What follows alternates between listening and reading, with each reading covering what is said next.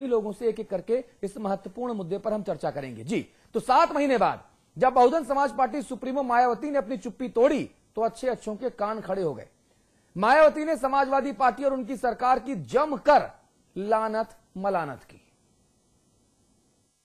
सबक सिखाऊंगी। बाप से बड़ा घोषणाबाज है अखिलेश। सपा के बहकावे में आए अधिकारियों की खैर नहीं। गैस सिलेंडरों की राशनिंग मंजूर नहीं। केंद्र की एफडीआई नीति का विरोध करेंगे। मनमोहन सरकार उल्टे फैसले ले रही है। देश में मध्यावधि चुनाव हो सकते हैं।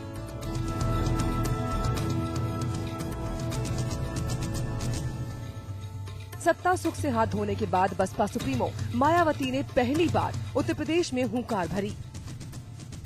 रमाबाई मैदान में बसपा के लाखों समर्थकों ने इस दौरान अपनी मसीहा की बातों पर जमकर तालियां बजाई।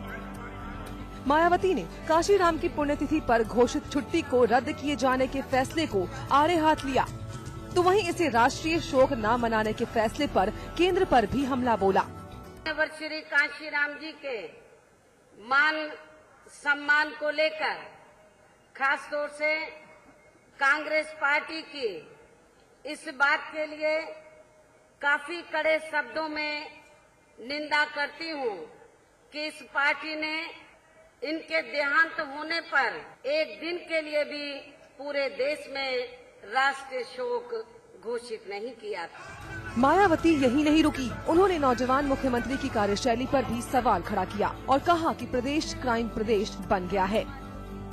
चोरी, डकैती, फिरौती, अपहरण, लूटमार, बलात्कार व भारी तादाद में हो रही निर्दोष लोगों की हत्याएं आदि की भी ये सभी वारदातें पूरे प्रदेश में चरम सीमा पर पहुंच चुकी हैं। अब ये उत्तर प्रदेश वर्तमान सपा सरकार में पूरे तौर से क्राइम प्रदेश बन गया है। करीब 2 घंटे की रैली में मायावती ने सपा सरकार को पानी पी पी कर कोसा और अखिलेश सरकार को गुंडा राज करार दिया। समाजवादी पार्टी के ज्यादातर ऐसे गुंडों, बदमाशों, माफियाओं व अराजक तत्वों का राज चल रहा है। वो यही नहीं रुकी, मुख्यमंत्री पर हमला करते हुए उन्होंने कहा कि वो घोषणाओं के मुख्यमंत्री हैं और वो अपने पिता मुलायम सिंह से भी आगे निकल गए हैं। वर्तमान मुख्यमंत्री अपने बाप श्री मुलायम सिंह यादव से भी अभी तक कई गुना ज्यादा आगे निकल चुका है।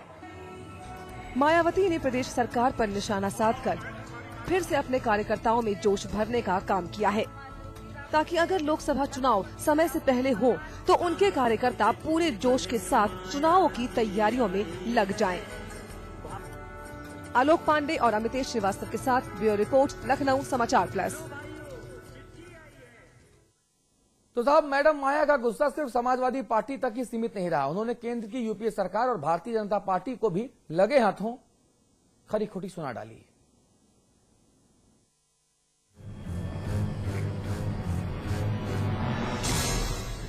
माया जब अपनी रौ में होती हैं, तो क्या सपा, क्या बीजेपी और क्या कांग्रेस किसी को भी नहीं बख्शती। कुछ ऐसी ही रौ में थी मायावती, लिहाजा एफडीआई समेत तमाम मुद्दों पर उन्होंने केंद्र की यूपीए सरकार को जमकर खरी खोटी सुना दी। मनमोहन सरकार पर उल्टे पुल्टे फैसले लेने का आरोप लगाते हुए माया ये धौंस जमाने से भी बाज नहीं आई कि उनके समर्थन की बदौलत ही केंद्र की यूपीए सरकार टिकी हुई है। इन सब मामलों में इसका कोई भी अच्छा रिजल्ट देखे बिना ही फिलहाल आज की वर्तमान स्थिति में हमारी पार्टी एफडीआई की नीति का समर्थन नहीं करेगी। फिर क्या था, माया का इतना कहना ही था कि उधर कांग्रेस की त्योरियां चढ़ गई। माया को ललकारते हुए कांग्रेस ने 2 टूक कह दिया कि अगर इतनी ही समस्या है तो समर्थन वापस क्यों नहीं ले लेती।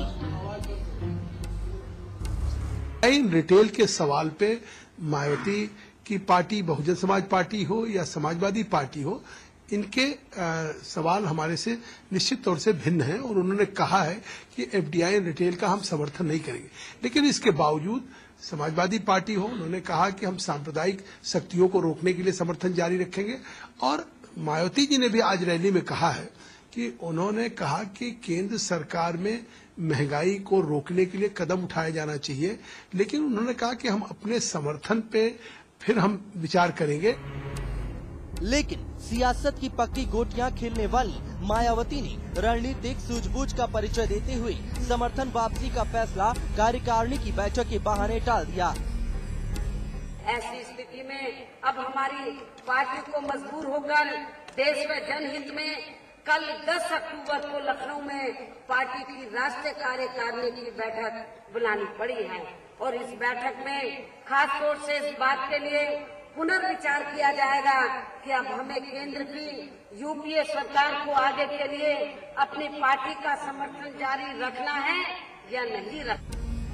उधर यूपी के कथित गुंडा राज के लिए बीजेपी के सिर ठीकरा फोड़ते हुए माया ने आरोप लगाया कि बीजेपी की साठगांठ के चलते ही उत्तर प्रदेश में सपा की सरकार बनी।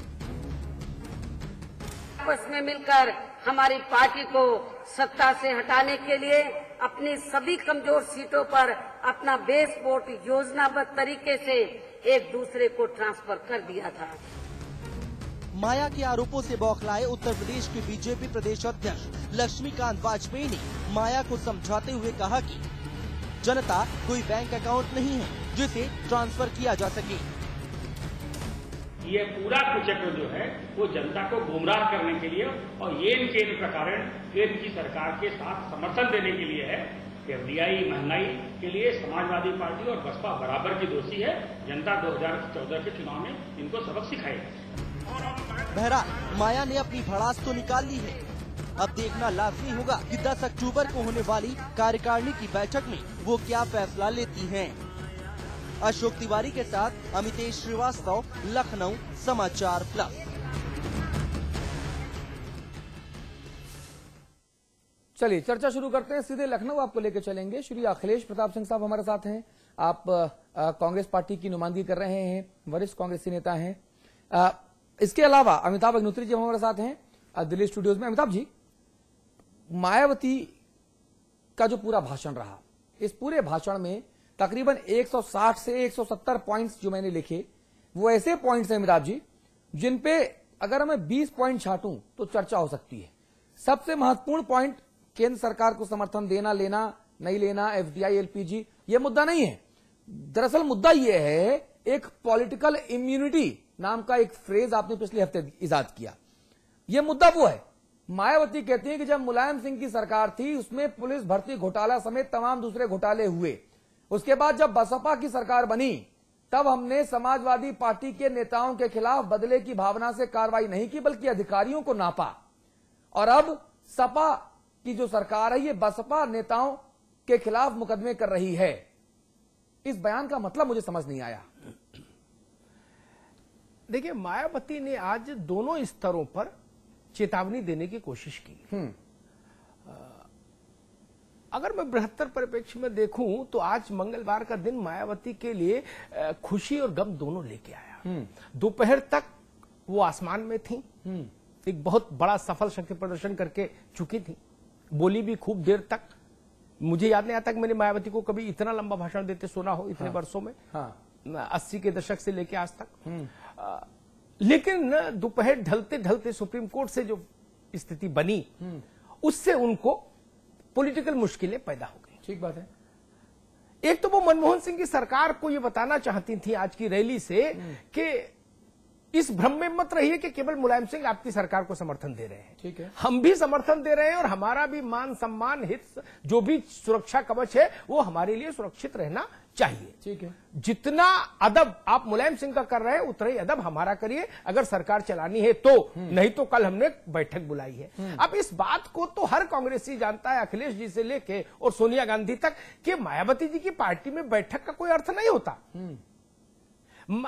समाजवादी पार्टी हो गई, बसपा हो गई, अकाली दल हो गए, शिवसेना हो गए, इनमें कोई कार्यकारिणी का बैठक का कोई अर्थ थोड़ी ना है। ठीक है, इनमें तो नेता फैसला लेता है, बाकी इंडोर्समेंट है। ठीक है। तो एक तो वो मनमोहन सिंह की सरकार को यानी कांग्रेस को मैसेज दे रही थी मायावती, और दूसरा मैसेज वो मुलायम सिंह की सरकार को दे रही थी, समाजवादी पार्टी की सरकार को दे रही थी कि आप मायावती को चुका हुआ फोर्स मत मानिए। उत्तर प्रदेश में 3% वोट से हम पिछड़े विधानसभा में और आप सरकार में आए, लेकिन हमारा जनाधार अभी वहीं की वहीं खड़ा है। इसको आप देखिए आज लखनऊ में। तो मायावती मतलब 80 के दशक से जब से काशीराम ने रैली का सिलसिला शुरू किया, मेरे ख्याल से 85-86 में पहली रैली शायद इन्होंने लखनऊ में की थी, तब से लेके आज तक अतुल रैली करने में ये मैचलेस है। नहीं वो बात ठीक है। कोई भी इतनी भीड़ जुटाना, जब आपकी विरोधी पार्टी सरकार में हो, तो मायावती ने समाजवादी पार्टी को समझाने की कोशिश की कि बाबुओं तक रहोगे तो ठीक है, अगर नेताओं के गिरेबान में हाथ डालोगे तो ध्यान रखिए अदला बदली होगी।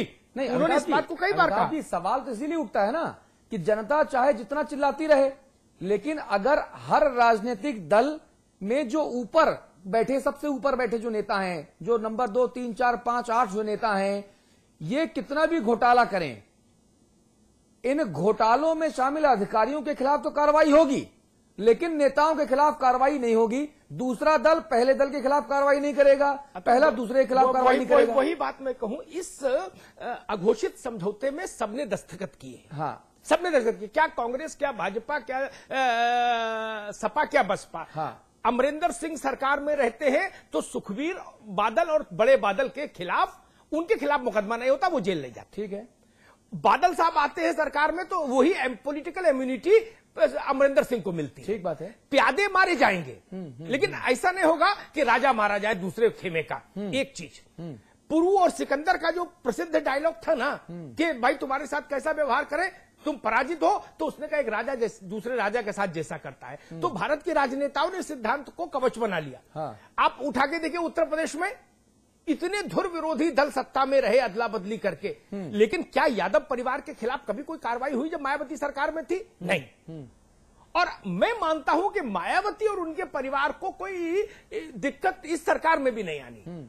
प्यादे नापे जा सकते हैं, प्यादे जेल जा सकते हैं, एसआईबी और नाना प्रकार की जांचें हो सकती हैं, लेकिन मायावती को कोई ऐसा खतरा हो, ये अघोषित समझौता मुझे लगता है देश भर में चल रहा है। और इसकी एक बड़ी नजीर मैं आपको बता दूं, जी। अखिलेश जी के लिए उपयोगी होगी।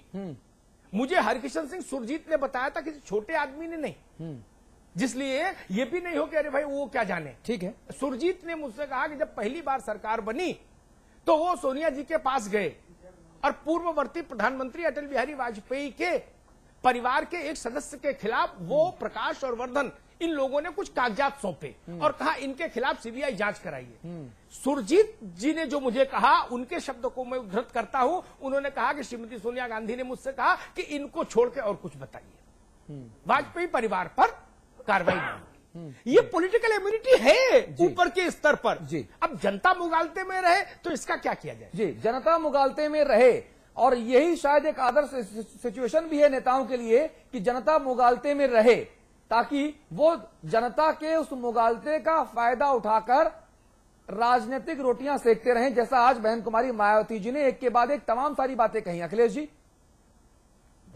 सहमत हैं? नहीं, किस बात से? इसी बात से कि राजनेता खास तौर पे इम्यूनिटी, जी, राजनेता खास तौर पे चाहता है कि जनता मुगालते में रहे। एक ऐसी अंडरस्टैंडिंग हो गई है सारे दलों के बड़े नेताओं के बीच में कि भैया ना तुम हमारी खुजली खुजाओ, ना मैं तुम्हारा कोड़ खुजाऊं, दोनों आपस में रहो, आराम से रहो, जो हो रहा है होने दो। नहीं है, देखिए है क्या कि जो रीजनल पार्टियां खासतौर से यूपी में है, सपा बसपा, इनका अपना अपना एक जो इलेक्ट्रेट है, हाँ। वो एक दूसरे के इलेक्ट्रेट से काफी द्वेष भावना रखती हैं। हाँ। और उनको इंटैक्ट रखने के लिए हाँ। हर एक दूसरे के ऊपर काफी कटु भाषा, कटु शब्दों और काफी सख्त लहजे और व्यवहार का सत्ता माने के बाद प्रयोग करना पड़ता है। लेकिन कार्रवाई में वो दिखाई नहीं पड़ता। सवाल तो यही है। नहीं, देखिए ऐसी बात नहीं है। अगर आप उदाहरण लेना चाहें तो जितने भी आज कार्रवाइयां जांच की दे रहे हैं मुलायम सिंह जी, मायावती जी के रिजीम में ही लोकायुक्त ने इन मंत्रियों के खिलाफ कार्रवाइयां सुनिश्चित की थी और इनके मुख्यमंत्री काल में ही सैंक्शन किए थे कि इन मंत्रियों पे आरोप ये बनते हैं। अब ये बात दूसरी है कि इनके कार्यकाल में वो वही भी लोकायुक्त हैं और वो जो पेंडिंग पड़ी हुई थी उस पर एक्शन लेना शुरू कर दिए हैं। हाँ। तो सिर्फ ये कह देना कि ऐसा नहीं है और मायावती जी के ऊपर भी मुकदमे हैं, मुलायम सिंह जी के जी ऊपर हैं, और एक दूसरे पे दोनों लोगों ने भी मदद की थी दोनों लोगों के मुकदमों में, ये भी दोनों लोगों के रिजीम में चले हैं बातें। तो ये जो धारणा है कि ऊपर ऊपर नेता मिल गए या एक दूसरे को छोड़ देते हैं, जनता जाए, जो आपने जुमला इस्तेमाल किया भूल गए, तो ऐसा नहीं है। आप देखिए इसी यूपी में देखिए, जो चूंकि रिवेंज की पॉलिटिक्स यहाँ पे अपने इलेक्टोरेट को कंसंट्रेट करने के लिए ज्यादा वो हो रही है।